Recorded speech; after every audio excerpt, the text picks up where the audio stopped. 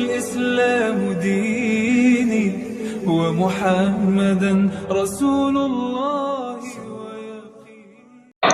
Assalamualaikum warahmatullahi wabarakatuh. Alhamdulillahirabbil alamin. Allahumma shalli ala sayyidina Muhammad wa ala ali sayyidina Muhammad. Wassalatu wassalamu ala asyrafil anbiya'i wal mursalin sayyidina Muhammad wa ala alihi wa sahbihi ajma'in. Amma ba'du.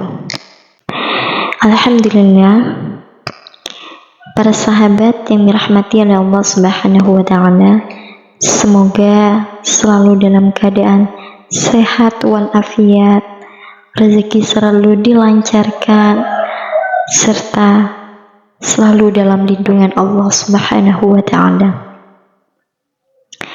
Alhamdulillah, jumpa lagi dengan saya Neng Ocha. Di kesempatan kali ini saya akan membagikan suatu kisah pemuda yang dimana dia merupakan seorang ahli maksiat, pendosa, pemabuk, penjudi, yang seketika langsung mendapatkan ampunan dari Allah Subhanahu wa taala. Sebelum kita lanjut ke pembahasan, jangan lupa ditekan dulu tombol loncengnya agar kalian tidak ketinggalan ilmu-ilmu yang menarik lainnya yang bermanfaat untuk kita semua. Jangan lupa di like, komen, serta share, karena ini merupakan suatu muhasabah diri. Bagaimana Allah mengampuni seorang hambanya yang begitu pendosa, ahli maksiat, pemabuk, penjudi. Seketika Allah langsung mengampuninya. Baiklah teman-teman, saya akan lanjut untuk membacakan kisahnya. Jangan di skip ya teman-teman, karena ini merupakan muhasabah diri kita. Sebanyak apapun dosa kita, Allah akan mengampuninya.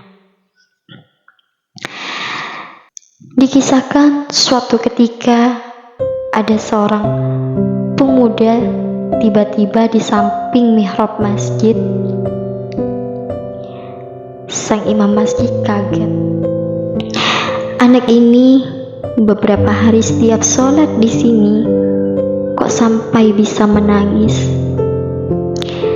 Setelah dilihat wajahnya, ingat betul sang ustadz, sang kiai, sang imam, bahwasanya anak muda yang menangis adalah anak muda yang suka bikin gara-gara di kampung. Dia pemabuk, penjudi yang ada di sana. Lalu ditanya kepada anak pemuda tersebut, bagaimana kisahmu wahai anak muda? Kok kamu bisa sampai di sini? Lalu dia pun sambil menangis dan bercerita, wahai Syekh, suatu ketika aku berada di tempat tersebut.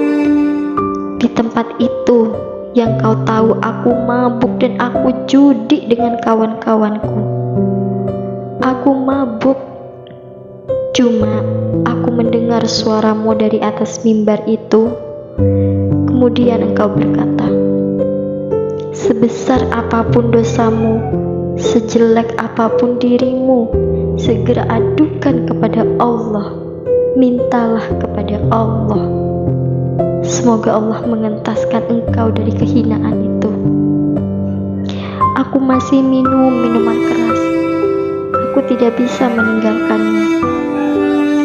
Sebelum aku minum, aku minta, ya Allah, aku tahu ini jelek, tapi aku belum bisa meninggalkan. Mengangkat kami ya Allah, tapi aku masih gak kuat. Aku harus minum minuman keras.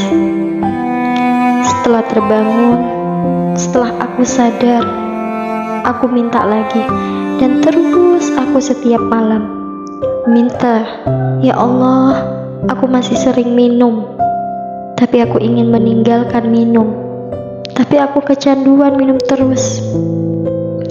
Tiba-tiba suatu ketika Allah titipkan di hatiku kebencian kepada minuman keras. Lalu aku pergi ke sini, aku pergi ke tempat ini, dan aku melihat engkau. Dan sampai ini aku berasa berada di tempat ini. Nah, teman-teman, dari kisah ini, jangan ragu dengan dosa kalian. Yang repot, yang gak akan ditolong oleh Allah adalah apa? Tidak menyadari sudah di tempat yang haram, gak menyadari bagaimana akan ditolong, merasa benar. Makanya jangan banyak berhujah dengan kesalahan-kesalahan kalian. Segera hadapkan kepada Allah. Ampuni ya Allah, ampuni ya Allah. Selesai. Kalau berhujah, Allah Maha tahu ini pembangkangan. Adukan kepada Allah.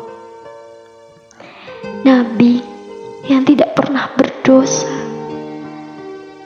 merasa bersalah karena kurang sempurna dalam beribadah, kurang syukur dalam nikmatnya,